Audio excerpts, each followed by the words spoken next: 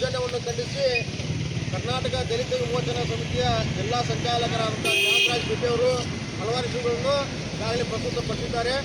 ಆದ ಕಾರಣ ಈ ಒಂದು ದಾವಣಗೆರೆಯಲ್ಲಿ ನಡೆದಂಥ ಘಟನೆಯನ್ನು ಖಂಡಿಸಿ ಕರ್ನಾಟಕ ದಲಿತ ವಿಮೋಚನಾ ಸಮಿತಿ ತಾಲೂಕು ಸಮಿತಿ ಅಣ್ಣಿಗೇರಿ ವತಿಯಿಂದ ಈ ಒಂದು ಮನವಿ ಪತ್ರವನ್ನು ಓದುವ ಮುಖಾಂತರ ಮಾನ್ಯ ತಹಸೀಲ್ದಾರರ ಮುಖಾಂತರ ಮಾನ್ಯ ಮುಖ್ಯಮಂತ್ರಿಯವರಿಗೆ ಕಳಿಸಿಕೊಡಲಾಗುವುದು.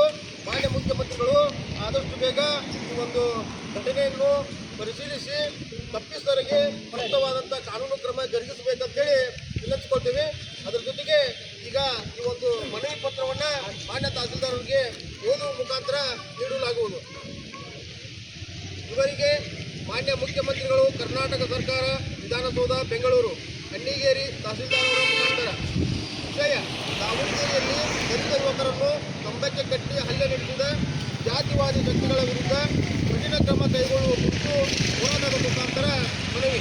ಮಾನ್ಯರೇ, ನಾವು ಕರ್ನಾಟಕ ದಲಿತ ವಿಮೋಚನಾ ಸಮಿತಿ ಅಣ್ಣಿಗೇರಿ ತಾಲೂಕು ಸಮಿತಿ ತಮ್ಮಲ್ಲಿ ಗೌರವಪೂರ್ವಕವಾಗಿ ವಿನಂತಿಸಿಕೊಳ್ಳುವುದೇನೆಂದರೆ, ದೇವಸ್ಥಾನಗಳು ಯಾರೊಬ್ಬರ ಜಾತಿಯ ಖಾಸಗಿ ಆಸ್ತಿಯಲ್ಲ. ಜಾತಿ ದೌರ್ಜನ್ಯ ಮತ್ತು ಅಸ್ಪೃಶ್ಯತೆಯನ್ನು ಬೇರು ಸಮೇತ ನಿರ್ಮೂಲನೆ ಮಾಡಬೇಕು.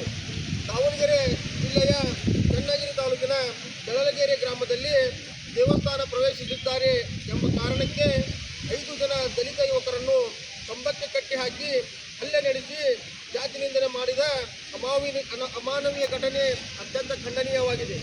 ಈ ಘಟನೆ ಕೆಲವು ವ್ಯಕ್ತಿಗಳ ನಡುವೆ ಗಲಾಟೆ ಅಲ್ಲ, ಇದು ಶತಮಾನಗಳಿಂದ ಶೋಷಣೆ, ಜನರ ಮೇಲೆ ಜಾತಿಯ ಮೂಢಮುಖವನ್ನು ಮತ್ತೊಮ್ಮೆ ಬಹಿರಂಗಪಡಿಸಿದೆ. ವರದಿಯ ಪ್ರಕಾರ ಅಜ್ಜಿ ಹಬ್ಬದ ಸಂದರ್ಭದಲ್ಲಿ ದಲಿತ ಸಮುದಾಯದವರು ಪೂಜಾ ಆಚರಣೆಯ ಭಾಗವಾಗಿ ಸಾಗುತ್ತಿದ್ದಾಗ ದೊಡ್ಡಯ್ಯ ಸ್ವಾಮಿ ಬಳಿ ಬರಬಾರದು ಎಂದು ಹೇಳಿ ಜಾತಿ ನಿಂದನೆ ಹಾಗೂ ಹಲ್ಲೆ ನಡೆಸಲಾಗಿದೆ. ಘಟನೆಯಲ್ಲಿ ಗಾಯಗೊಂಡ ಯುವಕರು ಆಸ್ಪತ್ರೆಗೆ ದಾಖಲಾಗಿದ್ದು 42 ಜಾತಿವಾದಿಗಳು ಸವರ್ಣೀಯರ ವಿರುದ್ಧ ಮೊಕದ್ದಮೆ ದಾಖಲಾಗಿದೆ.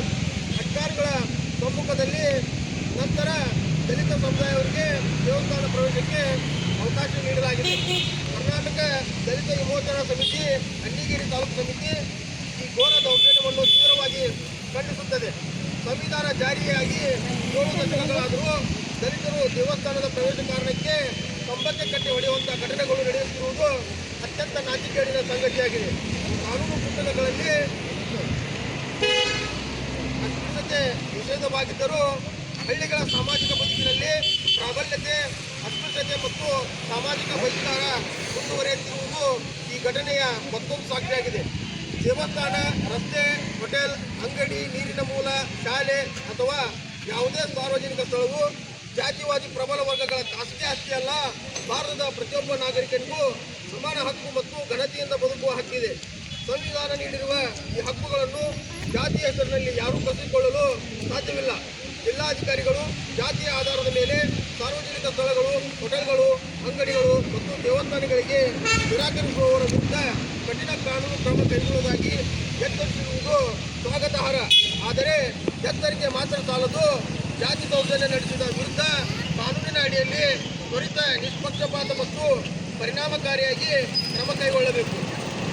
ಈ ಮೂಲಕ ಪ್ರಮುಖ ಕಾನೂನುಬದ್ಧ ಹಕ್ಕೊತ್ತಾಯಗಳೇನೆಂದರೆ, ದಲಿತ ಯುವಕರ ಮೇಲೆ ಹಲ್ಲೆ ನಡೆಸಿದ ಎಲ್ಲ ಆರೋಪಿಗಳನ್ನು ತಕ್ಷಣ ಬಂಧಿಸಿ ಪರಿಶಿಷ್ಟ ಜಾತಿ ಹಾಗೂ ಪರಿಶಿಷ್ಟ ಪಂಗಡಗಳ ಕಾಯ್ದೆ ಅನ್ವಯಿಸುವ ಎಲ್ಲ ಈ ಕಠಿಣ ಕಾನೂನುಗಳಡಿಯಲ್ಲಿ ಕ್ರಮ ಒದಗಿಸಬೇಕು. ಪ್ರಕರಣದ ತನಿಖೆಯನ್ನು ಯಾವುದೇ ಜಾತಿ ಅಥವಾ ರಾಜಕೀಯಕ್ಕೆ ಒತ್ತಡಕ್ಕೆ ಬಳಸದೆ ನಿಷ್ಪಕ್ಷಪಾತವಾಗಿ ನಡೆಸಬೇಕು. ಹಲ್ಲೆಗೊಳಗಾದ ಯುವಕರಿಗೆ ಸೂಕ್ತ ವೈದ್ಯಕೀಯ ಚಿಕಿತ್ಸೆ, ಕಾನೂನು ರಕ್ಷಣೆ ಹಾಗೂ ಸರ್ಕಾರದಿಂದ ನಿಯಮಾನುಸಾರವಾಗಿ ಪರಿಹಾರಗಳು ಒದಗಿಸಬೇಕು. ದಲಿತ ಕುಟುಂಬಗಳಿಗೆ ಗ್ರಾಮದಲ್ಲಿ ಭಯಮುಕ್ತವಾಗಿ ಬದುಕಲು ಸಂಪೂರ್ಣ ಭದ್ರತೆ ಒದಗಿಸಬೇಕು. ದೌರ್ಜನ್ಯಕ್ಕೆ ಒಳಗಾದವರ ಮೇಲೆ ಯಾವುದೇ ರೀತಿಯ ಪ್ರತಿಕಾರ, ಒತ್ತಡ ಅಥವಾ ಸಾಮಾಜಿಕ ಬಹಿಷ್ಕಾರ ನಡೆಯದಂತೆ ಜಿಲ್ಲಾಡಳಿತ ಕಟ್ಟುನಿಟ್ಟಿನ ಕ್ರಮ ಕೈಗೊಳ್ಳಬೇಕು. ರಾಜ್ಯಾದ್ಯಂತ ದೇವಸ್ಥಾನಗಳು ಸೇರಿದಂತೆ ಎಲ್ಲ ಸಾರ್ವಜನಿಕ ಸ್ಥಳಗಳಲ್ಲಿ ಜಾತಿ ಆಧಾರಿತ ಪ್ರವೇಶ ನಿರಾಕರಣೆ, ಅಸ್ಪೃಶ್ಯತೆ, ಪ್ರತ್ಯೇಕತೆ ಮತ್ತು ಸಾಮಾಜಿಕ ಬಹಿಷ್ಕಾರದ ವಿರುದ್ಧ ವಿಶೇಷ ನಿಗಾ ವ್ಯವಸ್ಥೆ ರೂಪಿಸಬೇಕು. ಜಾತಿ ದೌರ್ಜನ್ಯ ನಡೆಯುವ ಗ್ರಾಮಗಳಲ್ಲಿ ಕೇವಲ ಅಧಿಕಾರಿಗಳ ಭೇಟಿ ಮತ್ತು ತಾತ್ಕಾಲಿಕ ರಾಜಕಾರಣಕ್ಕೆ ಸೀಮಿತವಾಗಿದೆ.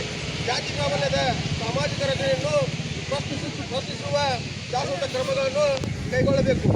ದಲಿತರ ಮೇಲೆ ದೌರ್ಜನ್ಯ ಪ್ರಕರಣಗಳಲ್ಲಿ ತ್ವರಿತವಾಗಿ ನ್ಯಾಯಕ್ಕೆ ವಿಶೇಷ ನ್ಯಾಯಾಲಯಗಳ ವ್ಯವಸ್ಥೆಯನ್ನು ಬಲಪಡಿಸಿ ಪ್ರಕರಣಗಳ ವಿಚಾರಣೆಯನ್ನು ತ್ವರಿತಗೊಳಿಸಬೇಕು. ಈ ಮೇಲಿನ ವಿಷಯ ಎಂದು ಕರ್ನಾಟಕ ದಲಿತ ವಿಮೋಚನಾ ಸಮಿತಿ